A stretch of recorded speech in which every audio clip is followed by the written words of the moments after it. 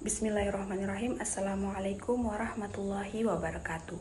Perkenalkan, nama saya Fitri Ayuningsi dari Prodi Hukum Keluarga Islam dengan NIM 7423020240042. Pada kesempatan kali ini saya akan membahas mengenai periodisasi Tarik Tasyri secara singkat. Yang pertama itu masa kenabian atau periode fikih pertama. Periode fondasi ini adalah periode awal dalam sejarah Islam, yaitu masa Nabi Muhammad SAW. Pada masa ini sumber hukum utama adalah wahyu atau Al-Quran dan hadis atau sunnah. Hukum-hukum Islam mulai diletakkan dan diajarkan secara langsung oleh Nabi Muhammad SAW. Periode ini menjadi dasar atau fondasi bagi seluruh hukum Islam di masa mendatang. Dan yang kedua, masa sahabat atau masa pembangunan dan kesempurnaan. Setelah wafatnya Nabi Muhammad SAW, kepemimpinan dilanjutkan oleh para sahabat. Pada masa ini, hukum Islam terus berkembang.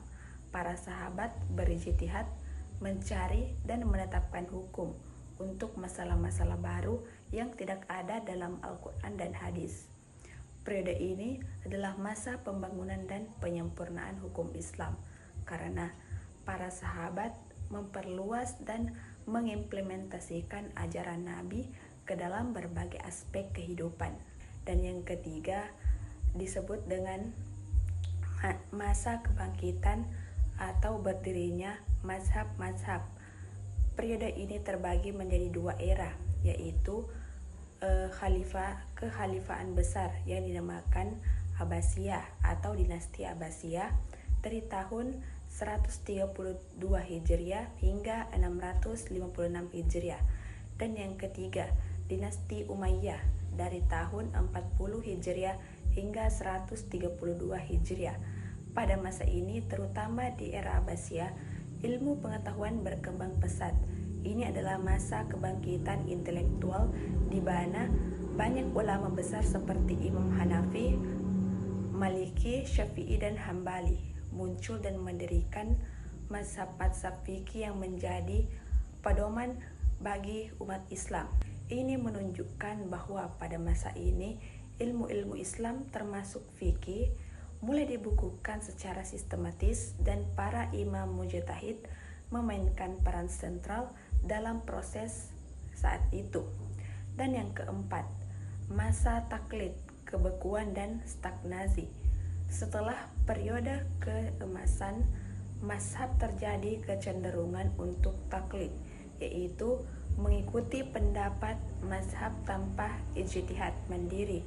Hal ini menyebabkan kebekuan atau stagnasi dalam pemikiran fikih pada masa ini. Inovasi dan ijtihad yang kuat mulai menurun dan fokusnya lebih pada penjabaran atau syarah dari kitab-kitab yang sudah ada. Dan yang kelima, periode kebangkitan saat ini.